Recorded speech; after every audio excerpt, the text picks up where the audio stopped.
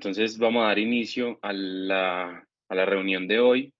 La idea es analizar una guía de práctica clínica y para esta revisión pues escogí la guía de manejo de hemorragia subaracnoidea aneurismática que salió el 22 de mayo del presente año, aportada por la AJA y por la ASA. Entonces, estas dos asociaciones pues hicieron esta guía. Esta guía fue publicada en el apartado Stroke de la AJA. Y vemos pues que desde el momento en el que se publicó hasta el momento en el que hice la revisión, pues la guía la habían descargado más de 60.000 veces y la han citado ya en 12 ocasiones para hacer una guía tan reciente. Y pues la mayoría de las descargas y de las citaciones son en Estados Unidos, pues obviamente de donde es la marca de la AJA. Esta revista pues es una revista en cuartil 1 y se ha mantenido durante mucho tiempo sobre ese cuartil. ¿Por qué es importante hablar de hemorragia subaracnoidea y por qué quise traer esta guía? Pues entonces nos dan unos datos y es con los datos que nosotros enfocamos pues como la importancia. Nos dicen que aproximadamente una incidencia global de 6.1 casos por cada 100.000 personas al año tienen una hemorragia subaracnoidea con mucha variabilidad en los reportes, sobre todo pues unos países más que otros, siendo la mayor representación países como Japón y Finlandia, y con un incremento marcado en los pacientes con una edad mayor de 55 años, con una prevalencia de 8 millones de casos, siendo mayor la prevalencia en Japón, pues como ya habíamos visto, al igual que la incidencia, y en América Latina, y ahí cobra importancia pues el lugar donde estamos. Una tasa de mortalidad de 22 al 26%, teniendo en cuenta que el 13% van a morir en el hospital y hasta un 26% de forma prehospitalaria. Y se dice que cada paciente puede implicar unos costos de aproximadamente $373.000, siendo solamente el manejo de la hemorragia subaracnoidea, y hasta $530.000 si el paciente progresa a una complicación como la isquemia cerebral tardía. Este es el panorama global pues, de la incidencia. Vemos que todo va como muy equilibrado, siendo pues como los países que ya les comenté los que más reportan una incidencia anual. Y cuando vemos en qué países es donde más se presenta, vemos que la mayoría se presenta en países de medianos o de bajos ingresos, como en el que estamos en estos momentos. Entonces es por eso que esta marca que es americana, que es la American Heart Association y en asociación pues con la American Stroke Association, que son pues casi que los mismos, eh, han ido de la mano y le han apostado mucho a investigar sobre todas estas alteraciones neurológicas.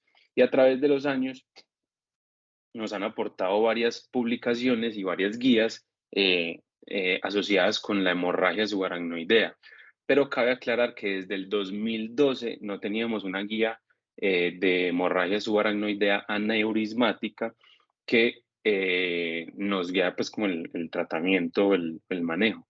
Es decir, pasaron 11 años hasta que se pudiera publicar una nueva guía.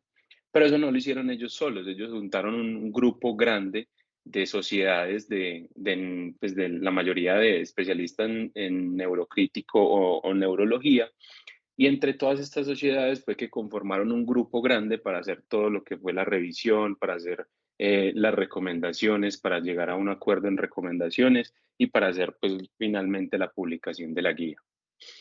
¿Cómo fue la metodología y qué realizaron ellos? Entonces ellos hicieron una búsqueda en la literatura desde el 2012, pues porque del 2012 para atrás estaba la guía previa, y hicieron esa búsqueda entre marzo y junio del 2022.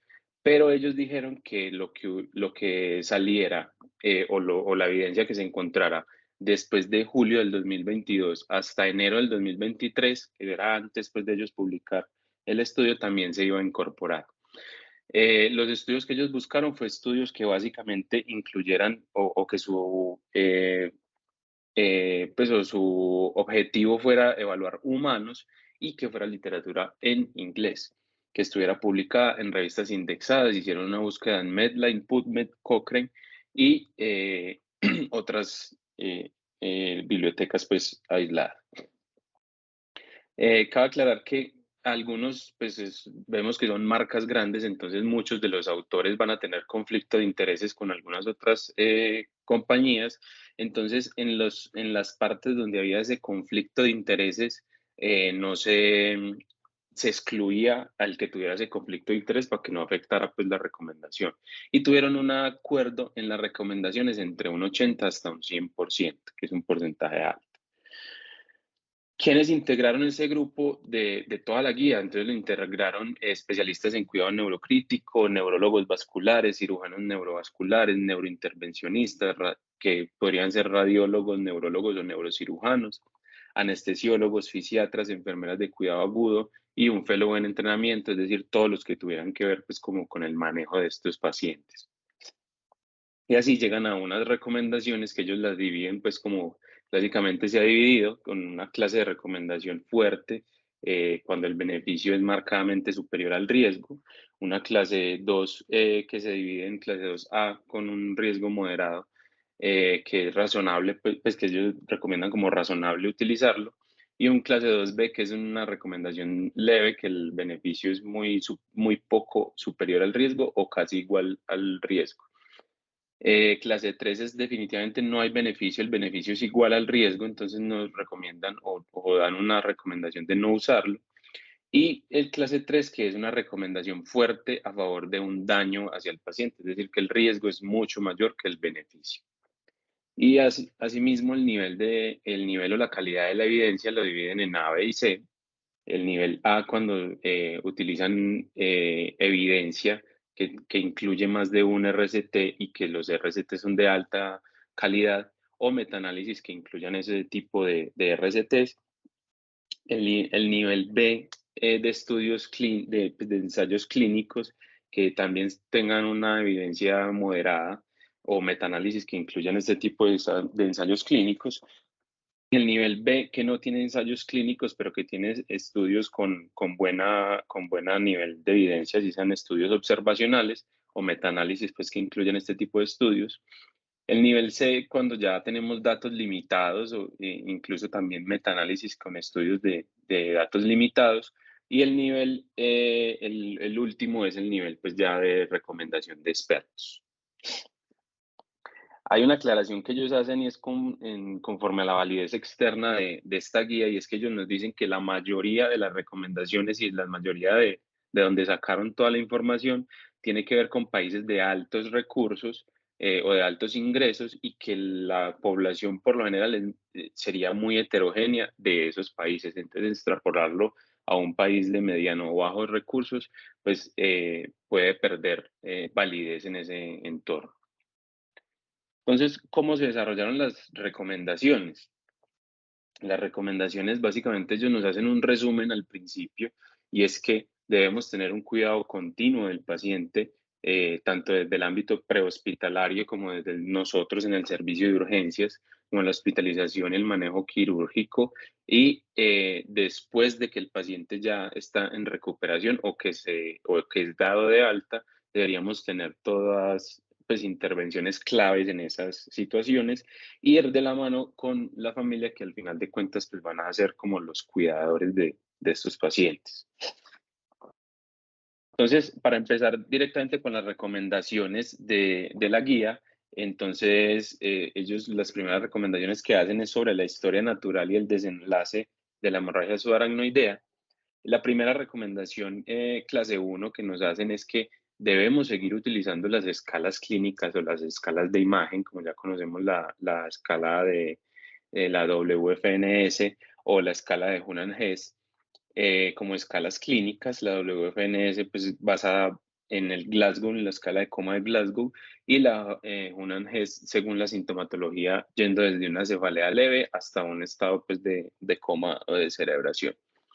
Y las escalas de imagen, que la más conocida es como la de Fisher. Ellos nos dicen que utilicemos estas escalas porque así pues hablamos como todos en el mismo idioma, y se puede aportar mucho más al manejo del paciente y sobre todo los desenlaces que vamos a percibir pues, con ellos.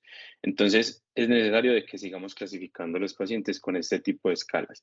Además, recomiendan juntar escalas, no solamente utilizar una escala clínica aislada y una escala imagenológica, sino que se ha visto que esta escala, por decir, pues este score, que es el VASO grade, tiene una mayor área bajo la curva y esos son los estudios que ellos nos aportan para todo lo que tiene que ver pues como con el pronóstico y con el manejo de estos pacientes.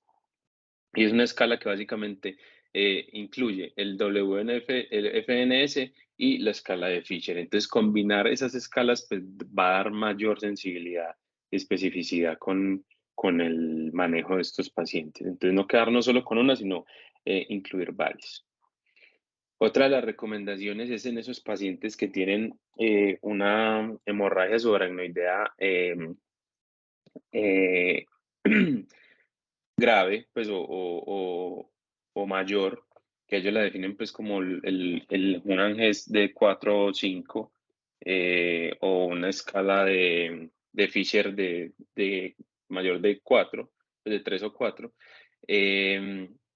Y nos dicen lo siguiente: si el paciente tiene una hemorragia mayor, o es pues una hemorragia clasificada de esta forma, hable con los familiares y establezcan cuál es el pronóstico del paciente, hasta dónde quieren llegar, porque al final de cuentas, en caso de que ese paciente no tenga un diagnóstico, un pronóstico favorable, ellos son los que van a estar pendientes del paciente. Y nos dicen, nos recomiendan que en esos pacientes que tienen esas hemorragias tan graves, hasta el 40% puede llegar a tener un desenlace favorable posterior a 12 meses, que fue donde se realizó pues, este estudio.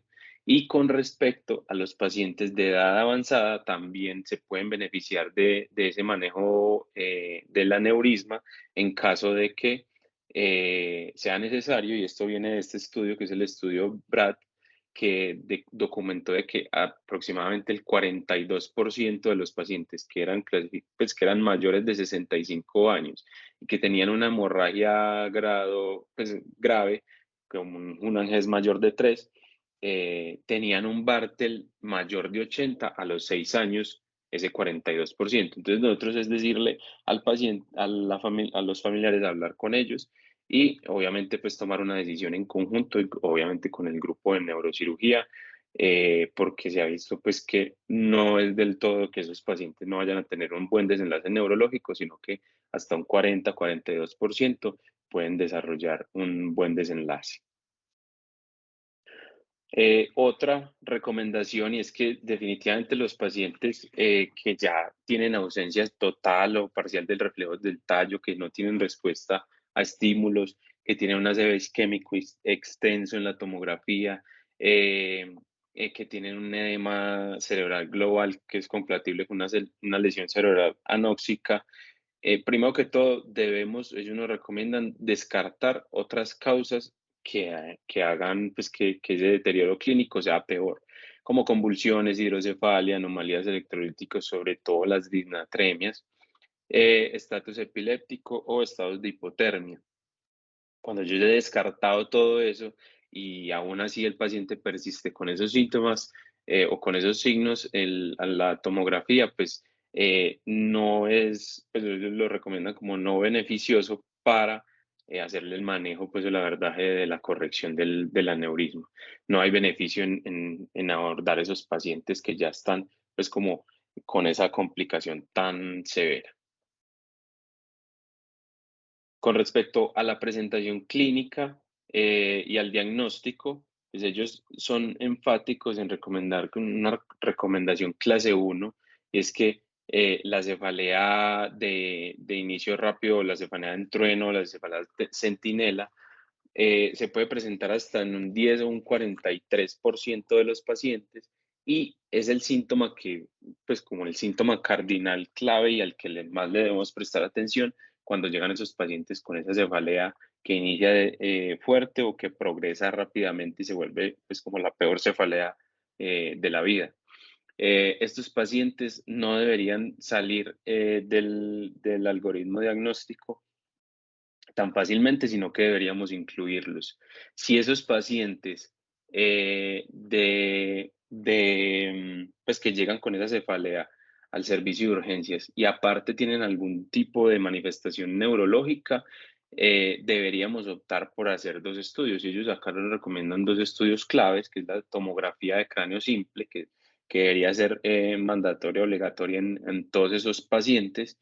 Y recordar pues que la tomografía en los casos de hemorragia subaracnoidea va a ser muy útil, sobre todo en las primeras 48 horas, tal vez después de 48, de 72 horas no sea el examen ideal y se pueda uno apoyar pues más de una resonancia, pero nos dicen que si el paciente tiene un cuadro pues entre esas horas, idealmente hacer la tomografía y si tiene pues alguna alteración neurológica, hacer la tomografía y si la tomografía es negativa, no encuentro hemorragia subaracnoidea en la tomografía, debería optar por una punción lumbar que tiene alta sensibilidad y especificidad en el diagnóstico de la hemorragia subaracnoidea. Pero, ¿qué pasa entonces con los pacientes que llegan con esa cefalea a urgencias, pero no tienen alteración neurológica? Y ellos nos dan una recomendación ya un poquito más bajita de clase 2B, que con un nivel de evidencia B, y es de esos pacientes que no tienen alteración neurológica, pues una nueva alteración neurológica, deberíamos aplicarles la escala de Ottawa o la regla de Ottawa, que es una regla pues que recordemos que es validada para pacientes mayores de 15 años y que tienen cefalea severa que es de origen no traumático. Una escala que se basa pues en 6 componentes: la edad mayor de 40 años, que tenga dolor o rigidez nucal, que tenga pérdida de la conciencia presenciada, que tenga un inicio durante el ejercicio, una cefalea en trueno, o alguna limitación pues, a la flexión o el examen físico del cuello. Y veamos que esta escala, si bien tiene una poca especificidad, tiene muy buena sensibilidad y un muy buen valor predictivo negativo. Entonces, en caso de nosotros tener, pues, o que el paciente no cumpla con estos criterios, podríamos excluirlo del algoritmo de la hemorragia subaracnoidea, siempre, pues, obviamente teniendo en cuenta las otras causas de cefalea grave. Pero entonces, en estos pacientes, aplicar la escala de Ottawa. Con respecto a cómo vamos a hacer, pues, como el abordaje de cuál es el culpable del sangrado, ¿cierto? Tenemos que ir a buscar, porque la tomografía nos va a decir que está sangrando, pero no nos va a decir de dónde está sangrando. Entonces tenemos que ir a buscar cuál es el culpable del sangrado, porque probablemente el neurocirujano o el intervencionista vaya a requerirlo para hacer el abordaje.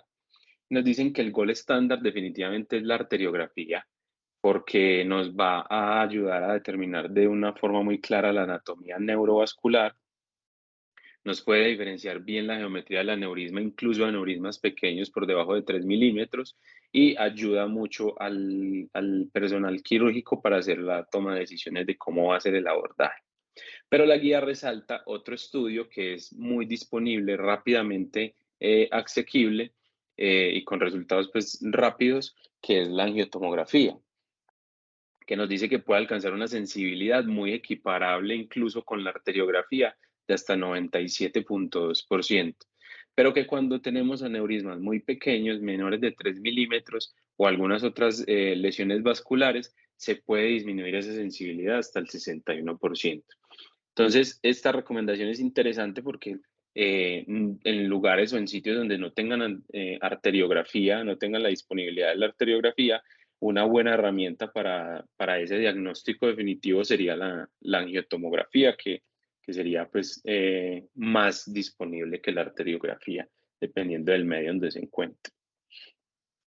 Entonces, basado en estas recomendaciones, la guía nos hace pues como un algoritmo para diferenciar bien qué es lo que vamos a hacer con los pacientes. Entonces nos dice que si el paciente se presenta con una cefalea grave, entonces aplíquele la regla de Ottawa y defina si el paciente tiene menos de 6 horas y no tiene déficit neurológico, pues entonces hágale una tomografía. Si la tomografía descarta hemorragia subaracnoidea, pues entonces búsquele otras causas de esa cefalea. Si la tomografía confirma una hemorragia subaracnoidea, pues debería optar ya sea por la angiotomografía o la angiografía dependiendo del recurso y determinar pues cuál va a ser el tratamiento óptimo para el paciente. Si el paciente tiene más de 6 horas o tiene déficit neurológico, le hacemos la tomografía. La tomografía nos puede decir que tiene hemorragia subaracnoidea o que no. Si la tiene, pues nos vamos a la otra imagen y nos vamos a definir cuál va a ser el tratamiento. Y si no se ve la hemorragia subaracnoidea, ahí va a ser muy importante la punción lumbar con una recomendación clase 1. Recuerden que lo que vemos en la punción lumbar es santocromía, que es un producto pues como es cuando se degrada la hemoglobina, cuando lleva más de 5 horas en el líquido cefalorraquídeo, entonces por eso la recomendación es en los pacientes que lleven más de 6 horas. Cuando no encontramos santocromía, pues deberíamos buscar otra causa y se puede excluir pues como este algoritmo de hemorragia subaracnoidea. Y si la encontramos, pues complementar con la imagen y definir la estrategia quirúrgica. Eh, Otra recomendación que ellos hacen con una recomendación clase 1 es que estos pacientes deberían ser mejorados, deberían ser manejados en centros que tengan experiencia en el manejo de la hemorragia subaracnoidea. Y ellos definen centro de experiencia en el manejo de la hemorragia o centro de alto nivel cuando un hospital recibe más de 35 casos al año. Esta recomendación es desde el 2012. Esta recomendación no la modificaron en esta guía.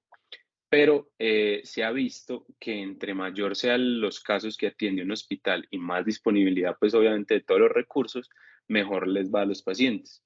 Este es un estudio que hicieron aunque aquí pusieron un límite mucho más alto, pusieron como bajo nivel menos de 41 pacientes al año y alto nivel más de 70 pacientes al año. Y vieron que los pacientes que eran manejados en centros que tenían menos de 41 pacientes al año se morían más que los que tenían una mayor experiencia. Entonces, si yo estoy en un centro que tiene buena experiencia y buena, pues, o le ha ido bien con el manejo de los pacientes, yo lo puedo dejar en ese centro, pero si yo no estoy en un lugar donde le pueda brindar todos los recursos, idealmente trasladar a ese paciente, hacer pues como un traslado seguro del paciente. ¿Qué medidas médicas nos recomiendan ellos para prevenir el sangrado? Entonces, las medidas, nos dan una recomendación clase 1, pero con una recomendación de expertos y nos dicen, vea, la presión arterial hay que controlarla, pero no hay unos datos de unos límites que yo le pueda decir a usted de que en estos rangos debe mantener la presión. Clásicamente se han manejado unos rangos de presión arterial para mantener en estos pacientes, pero no hay datos suficientes y eso es lo que ellos nos aportan, es que no hay literatura fuerte suficiente para recomendar pues para hacer estas recomendaciones. Y la, lo que ellos sí nos dicen es que debemos evitar una reducción rápida de la presión, sobre todo cuando la reducimos de un momento a otro y menos de 140 la sistólica, y porque eso favorece la isquemia, la hipotensión sostenida va a favorecer la isquemia, y también evitar la hipertensión severa, pero ellos no nos van a determinar qué se considera una hipertensión severa. Pero estos datos de hipertensión severa también se relacionan mucho con ruptura de aneurismas y resangrado. Entonces, es una recomendación de mantener rangos de presión. No nos dicen, pues, como a qué nivel más o menos, pero pues nos podemos orientar por las otras recomendaciones. Nos dicen que definitivamente la única medida para asegurar el aneurisma y evitar el resangrado es asegurarlo. O sea, la única medida para evitar ese resangrado es asegurar el aneurisma por cualquiera de los métodos que ya vamos a ver más adelante.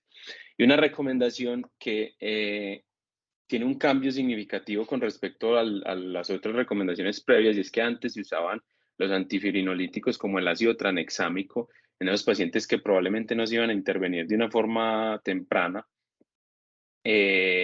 Pero esta recomendación con un nivel de evidencia A nos dice que no hay beneficio y que no se debería usar de rutina el ácido tranexámico en los pacientes. ¿Y de dónde sale esto? Pues eso ya se venía hablando en múltiples estudios y de ahí sale esta revisión sistemática de Cochrane que nos dice que definitivamente no hay beneficio y algunos de los estudios incluyeron pues como algunos otros desenlaces no favorables en los pacientes. Y después, en el 2021, sale el ensayo Ultra. Es un ensayo clínico multicéntrico que se realizó en 16 hospitales de Países Bajos, 955 pacientes, y se les hizo un seguimiento a 6 meses. ¿Qué pasó? A los pacientes que le administraron ácido tranexámico tuvieron un menor, pues eso fue calculado por el ranking modificado, y el ranking modificado bueno, que para ellos era menor de 3, fue mucho menor en los pacientes que se utilizó el ácido tranexámico que en los que no se utilizó el ácido tranexámico. Entonces es una terapia que definitivamente pues, no es para todos los pacientes con hemorragia subaracnoidea. A ese estudio ultra le hicieron un análisis post-hoc. Dijeron como vamos a ver si en realidad los resultados son así. Y cuando hicieron el análisis, pues encontraron básicamente lo mismo y dicen que definitivamente no mejora los desenlaces en el seguimiento de los pacientes. ¿Cuál es el tratamiento quirúrgico o qué va a ser el tratamiento que le vamos a dar, si quirúrgico o endovascular? No voy a ahondar mucho acá porque esto es más pues como de neurocirugía, pero sí para entender cuál va a ser el manejo que le vamos a ofrecer a los pacientes y en qué centro lo deberíamos de tener. Lo primero es que los pacientes deberían ser llevados a una estrategia, como ya vimos, el asegurar ese aneurisma va a ser lo que nos va a impactar en la mortalidad y en los desenlaces de los pacientes. Y ojalá siempre una estrategia temprana. ¿Qué describen ellos como una estrategia temprana? Que se haga en menos de 3 días. Pero ya la literatura va apostando a que se haga en menos de 24 horas. Se han hecho múltiples ensayos clínicos en los que en los pacientes que se realiza una intervención en menos de 24 horas les va mucho mejor en cuanto a todos los desenlaces y a el ranking, en la escala de ranking modificado, que a los que se les hace un tratamiento retrasado o demorado, que sería pues como más de una semana, más de 8 días. Entonces, siempre optimizar el tratamiento, idealmente en las primeras 24 horas. Asimismo, sale este metaanálisis que incluye varios de los ensayos que ya les comenté anteriormente y nos dice que definitivamente los pacientes que fueron llevados a una estrategia endovascular o un tratamiento definitivo de la hemorragia subaracnoidea de forma temprana, en menos de un día, menos de 24 horas, les iba muchísimo mejor en cuanto a los desenlaces y en la funcionalidad posterior al evento. Eh, ¿Qué estrategia vamos a usar? Entonces hay dos estrategias grandes. Una estrategia es la estrategia endovascular o la otra es la estrategia quirúrgica con un clipaje. Y nos dicen que definitivamente para aneurismas de circulación posterior vamos a preferir la terapia endovascular. Se ha demostrado mejores desenlaces con esta terapia en estos pacientes.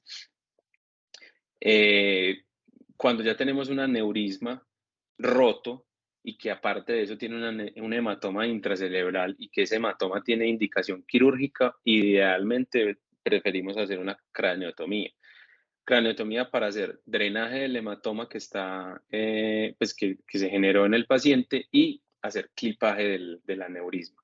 Estas son recomendaciones clase 1 de esta guía, con un nivel de evidencia B de ensayos clínicos. En los pacientes mayores de 70 años, los adultos mayores con hemorragia subaracnoidea, pues no hay una recomendación que sea superior a la otra. No podemos decir que es mejor la terapia endovascular o la terapia quirúrgica. Eh, Sin embargo, pues se ha visto que con la terapia quirúrgica hay mayor durabilidad pues, de ese clipaje y de la protección de resangrado a largo plazo.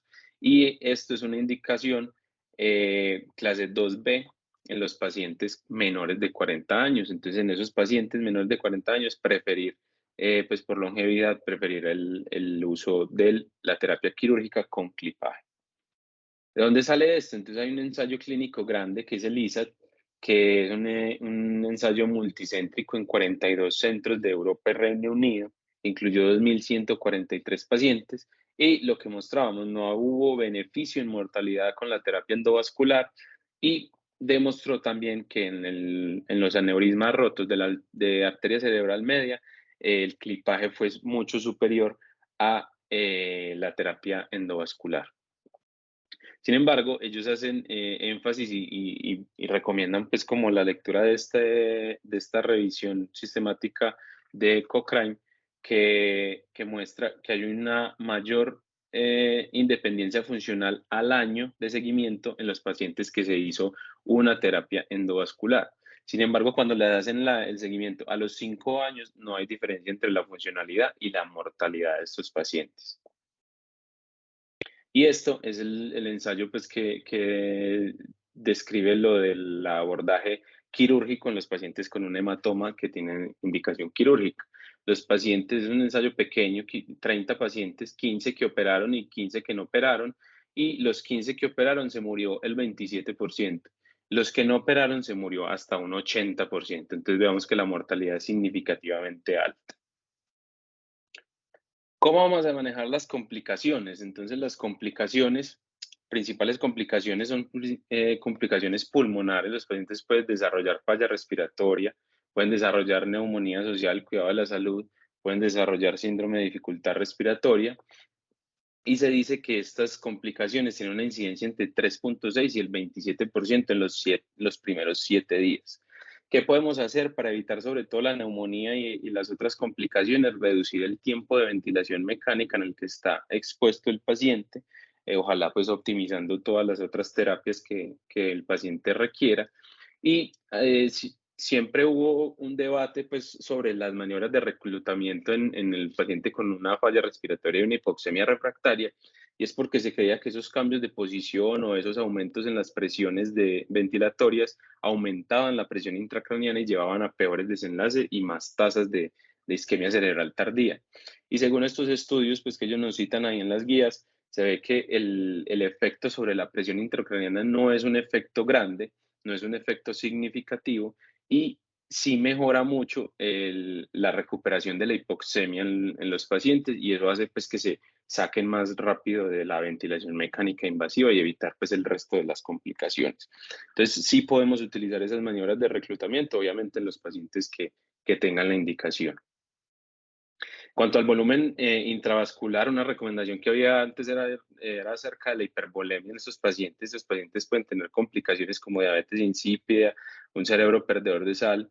Y lo que sí nos recomiendan con una recomendación clase 2 es el monitoreo hemodinámico continuo y garantizar la euvolemia. Ya no apostamos ni por hipovolemia ni por hipervolemia, porque todo se ha visto con mayores tasas de complicaciones, sino que tenemos que apuntar a garantizar la euvolemia en estos pacientes. Con respecto a esas otras complicaciones, el uso de mineralocorticoides puede optimizar pues, la reducción en la excreción de sodio, en el volumen urinario, en las tasas de hiponatremia, pero no va a reducir las complicaciones como la isquemia cerebral tardía.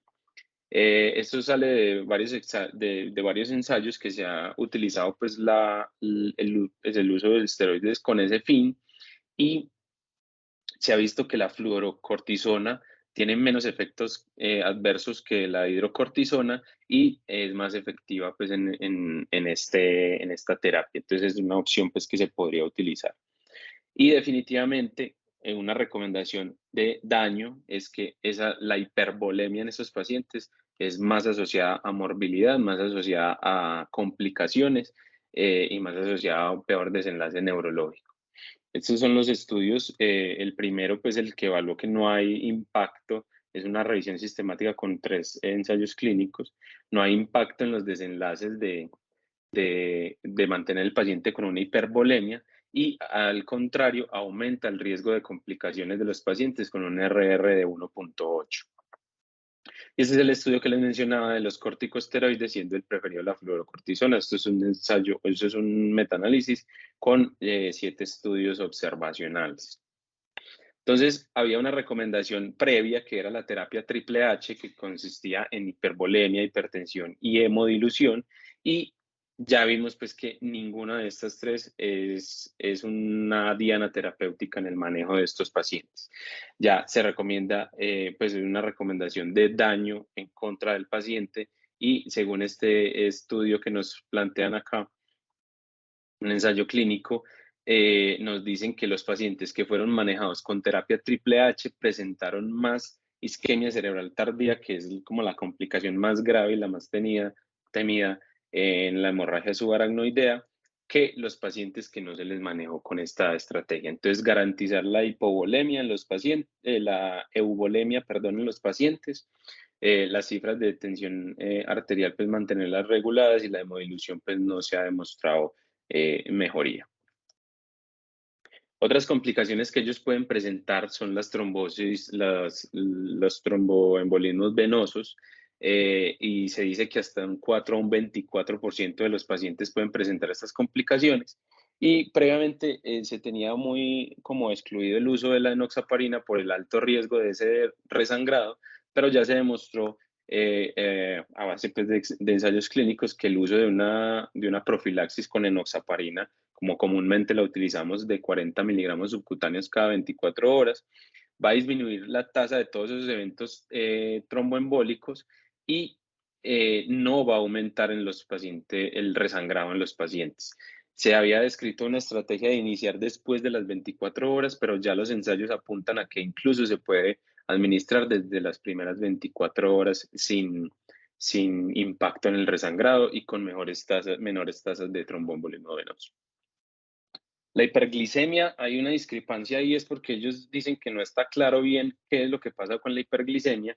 Ellos dicen que puede ser un factor asociado pues que que el paciente desarrolle hiperglicemia se asocia a más tasas de vasoespasmo, más isquemia cerebral tardía y más complicaciones, pero también nos dicen que puede representarse como una complicación, pues, o como un predictor del pronóstico, o de qué tan grave va a ser la patología que tiene el paciente en ese entorno. Entonces, no sabemos si primero fue el uno o fue el otro. Lo que sí es que evitar la hiperglicemia en estos pacientes, pues, va a ser mejor. Aunque ellos dicen que no se sabe bien, es porque cuando ellos corrigen la hiperglicemia, no hay retorno, pues, como del nivel de vasoespasmo, no disminuye la isquemia cerebral tardía y no disminuye las complicaciones. Entonces no sabemos cómo, a qué se asocia. Y sobre el manejo intensivo versus convencional, pues ya lo habíamos hablado tocando el estudio Night Sugar. Entonces, idealmente, pues esos pacientes no manejar un nivel estricto, sino pues para evitar la hipoglicemia y el resto de complicaciones, sino unos niveles de glicemia normales. La fiebre va a ser pues determinante de un peor desenlace, y siempre se pueden utilizar antipiréticos o algunas otras medidas de disminución de la temperatura. Se plantea una teoría de una hipotermia leve, pero esto requiere mucha más monitorización y centros entrenados, entonces realmente no. Otras recomendaciones que ellos dejan ahí como interrogadas son las metas de transfusión, el paro cardíaco, que se puede presentar hasta un 4%, las alteraciones cardiovasculares y el protocolo de nutrición con esos pacientes. Dicen que no hay estudios que puedan generar una recomendación sobre esto, entonces que invitan, pues, como a realizar más estudios sobre esto. Sobre la monitoría y la detección del vasoespasmo y la isquemia cerebral tardía, que son como los más temidos. La isquemia cerebral tardía vemos que se va a presentar aproximadamente en el 30% de los pacientes, la mayoría entre el 4 y 14 días. Se puede presentar incluso hasta 21 días. Y tenemos que tener en cuenta en los pacientes que se puedan monitorizar clínicamente la disminución en esa escala de coma de Glasgow, de al menos, pues, de 2 puntos por al menos por una hora, o que en una imagen presente un nuevo infarto cerebral en menos de 6 semanas y que no sea explicado por alguna otra causa. Entonces, estos pacientes son los que deberíamos enfocar y hacer imágenes enfocadas al desarrollo, pues, o a la detección temprana del vasoespasmo y de la isquemia cerebral tardía. ¿Qué imágenes? Entonces ellos nos recomiendan la Angio-TAG, le dan validez en este estudio que en el 2012 pues no se le daba tanta validez. Nos dicen que tiene una sensibilidad del 91% para detectar vasoespasmo, aunque esa sensibilidad va a disminuir en territorios vasculares distales. Una baja tasa de falsos positivos, y es buen predictor de isquemia cerebral tardía y de pobre desenlace neurológico. Otra herramienta y tal vez la más utilizada y que nosotros deberíamos entrenarnos es el Doppler transcraneal con una sensibilidad del 90% y una especificidad del 71%, un valor predictivo negativo alto del 92%. Es un estudio pues, que es a la cabecera del paciente, que no es invasivo, que nos da información en tiempo real y que es alto predictor de isquemia cerebral tardía, que cuando se combina con el electroencefalograma continuo va a aumentar pues esa tasa o esa sensibilidad de especificidad. Ese electroencefalograma ellos lo recomiendan más que todo para los pacientes en los que yo no puedo monitorizar clínicamente, que tienen un deterioro neurológico marcado, es porque el electroencefalograma se va a correlacionar con los hallazgos, con las complicaciones y puede enviar alarmas que en la isquemia cerebral tardía se presentan hasta en un 96%, siendo las anormalidades epileptiformes de inicio tardío las que mayor valor predictivo positivo tienen. Entonces es una estrategia buena de monitoreo para nosotros o para la unidad de cuidados intensivos. Otras medidas que ellos recomiendan son medidas invasivas como la microdiálisis, pero eso ya pues faltan muchos estudios como para que ellos le den una recomendación buena. Y la TAC de perfusión que permite una predicción temprana del vasoespasmo, pero también pues faltarían estudios para recomendar. El manejo, ¿cómo vamos a hacer el manejo de estos pacientes? Y aquí definitivamente una recomendación clase 1 con nivel de evidencia A es el nimodipino. Esto sí no sale de las recomendaciones. Desde 1983 con este estudio del New England Medical Journal estamos recomendando el nimodipino a una dosis de 60 miligramos 6 veces al día por vía enteral. Y esto fue confirmado pues con un metaanálisis posterior que incluyó 3.361 pacientes. Definitivamente esta estrategia es la única que nos va a ayudar en esa prevención de la isquemia cerebral tardía, no del vasoespasmo, sino de la isquemia. Con respecto al vasoespasmo, se han planteado unas estrategias pues como más intraarteriales, pero ya es pues como un manejo más invasivo y es también con nimodipino. Otras estrategias como el uso de estatinas, pues no se recomiendan, no hubo beneficio, no redujo el vasoespasmo y no hubo beneficio en la isquemia cerebral tardía, al igual que el sulfato de magnesio. Y definitivamente no podemos aumentar los parámetros vitales. En cuanto al manejo de las convulsiones, básicamente eso es una complicación también muy frecuente, entre el 7.8 y el 15% se puede presentar, tempranas menos de 7 días hasta el 2.3% y tardías 5.5%. Nos van a decir que usted puede utilizar profilaxis sobre todo en las tempranas, es decir, en menos de 7 días. Más de 7 días no ha mostrado ningún beneficio ni reducción pues, como del desarrollo de epilepsia, pues de que el paciente quede con epilepsia. Y la recomendación de utilizar los anticonvulsivantes es con los pacientes que tengan alto riesgo. ¿Qué es alto riesgo? Los pacientes que son llevados a clipaje tienen más riesgo de convulsiones, los pacientes con una hemorragia subaracnoidea de alto grado, con aneurismas de la arteria cerebral media o con un infarto cortical o hidrocefalia. Una recomendación en contra y de que hace daño es la fenitoína. Se ha asociado con peores desenlaces neurológicos, peor funcionalidad cognitiva. Entonces, idealmente en estos pacientes, la recomendación que nos da la guía es utilizar levetiracetam, como ya lo veníamos utilizando. Y este es el algoritmo pues, que nos recomienda según el tratamiento. Entonces, pacientes con hemorragia subaracnoidea y utilizar el nimodipino, evaluar periódicamente el estado neurológico. Si yo no lo puedo evaluar, pues utilizar las terapias de monitoreo con Doppler y con electroencefalograma y considerar otros imágenes o otros estudios diagnósticos para el monitoreo de esos pacientes, evitando el aumento de las cifras tensionales, pues la hipertensión, la hipervolemia, todo lo que ya habíamos hablado. Si el paciente sigue empeorando, yo debo evitar pues, o buscar los confusores, evaluar la presión arterial en el paciente, que no va a estar hipotenso, que esté euvolémico, que no tenga ninguna disnatremia asociada, hacer otras imágenes para buscar otro tipo de alteraciones que me orienten a ese deterioro neurológico. Y si no resuelve, pues debería llevar a ese paciente a una terapia endovascular para hacer un tratamiento ya intraarterial, pues como más específico. Si resuelve, pues continuar el monitoreo según la evolución del paciente.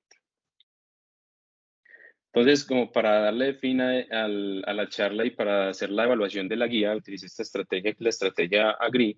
Básicamente nos dice que pues, una puntuación en general como de las recomendaciones y la calidad de la guía, yo le doy una calidad alta, un puntaje de 7. Con respecto a la presentación, qué tan organizada es la presentación de la guía y qué tan fáciles son de encontrar las recomendaciones, también me parece que estuvo muy bien organizada y fáciles de encontrar las recomendaciones. Con respecto al reporte, ¿qué tal fue pues como la decisión que tuvieron para hacer el reporte pues de las recomendaciones? También considero que fue un grupo selecto que se reunió e hicieron una investigación juiciosa y fue una buena revisión de la guía. Con respecto a la validez, pues lo puntúo menores por esa validez externa que tal vez nosotros no podamos tener por esa limitación que nos decían al principio de los países de donde se obtuvo la evidencia. Y en general, pues le daría pues una calificación de 6 basado en esa última recomendación.